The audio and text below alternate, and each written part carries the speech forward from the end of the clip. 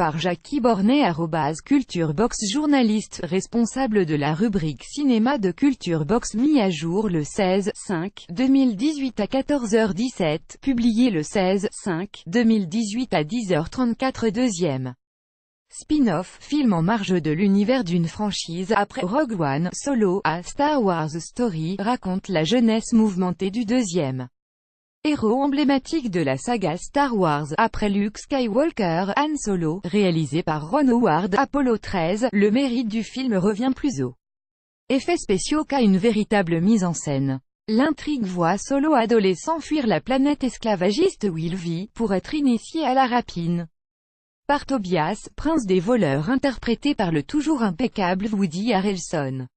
La débauche d'action et d'effets visuels n'a peut-être jamais atteint ce niveau dans un film. Pourtant, entre les derniers Marvel et autres, Transformers ou Rampage, hors de contrôle, on a été servi.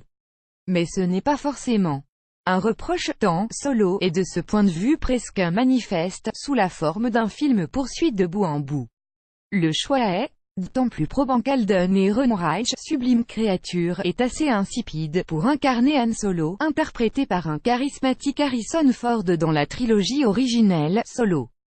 A Star Wars Story, de Ron Howard, la bande-annonce ce qui l'entoure s'en tire plutôt mieux, hormis l'excellent Harrelson, la charmante Emilia Clarke.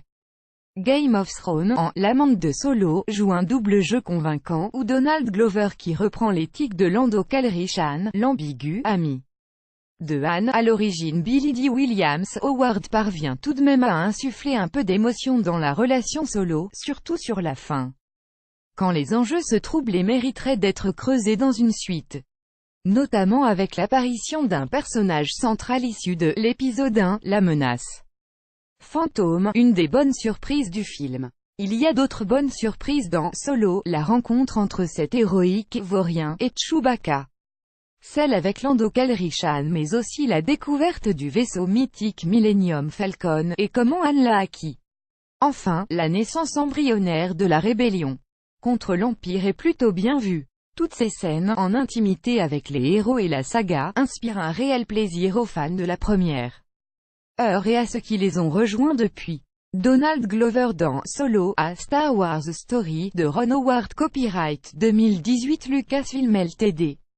Et peut-être de ce point de vue un peu chargé, mais c'est sans doute pour correspondre à un public renouvelé, coutumier d'un tel dynamisme, au détriment de l'émotion. C'est dire si le spectacle et le spectaculaire sont au rendez-vous. Les scènes, au visuel inédit, s'enquillent rapidement, peuplées de créatures et de robots jamais vus, réalisés avec un soin toujours exigeant, tout comme les décors et costumes.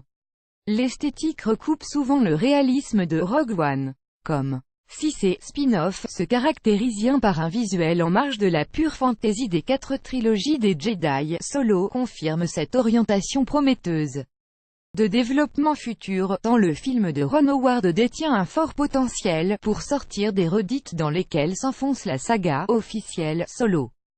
A Star Wars Story, une des affiches américaines copyright The Walt Disney Company, l'affiche genre science-fiction, réalisateur Ron Howard, pays États-Unis, acteur Alden Ehrenreich, Woody Harrelson, Emilia Clarke, Donald Glover, Tandy Newton, Paul Bettany, durée 2h15, sortie 23 mai 2018. Synopsis: embarqué à bord du Faucon Millennium et partez à l'aventure en compagnie du plus célèbre vaurien de la galaxie. Au cours de périlleuses aventures dans les bas-fonds d'un monde criminel, Han Solo va faire la connaissance de son imposant futur copilote Chewbacca et croiser la route du charmant escroc Lando Calrissian. Ce voyage initiatique révélera la personnalité d'un des héros les plus emblématiques de la saga Star Wars. Suivez notre page Facebook, abonnez-vous à notre newsletter chaque jour à 18h, les infos et vidéos à ne pas manquer.